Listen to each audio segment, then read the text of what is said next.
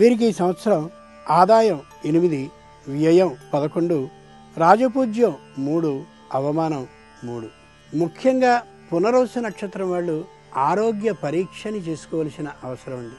అనారోగ్యం వస్తుందని కాదు, ముందు జాగ్రత్త చర్య అంటారే, అలా ఒక్కసారి పరీక్షింపజేసుకోవడం చాలా మంచిది పునర్వసు వారికి.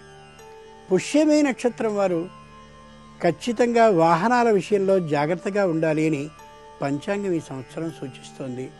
శస్త్రచికిత్సకి అవకాశం వస్తుంది కూడా కాబట్టి ఆ విధమైన అవకాశం రాకుండా ఉండేందుకు ఆహార విహారాల్లో జాగ్రత్తగా ఉండడం చాలా మంచిది.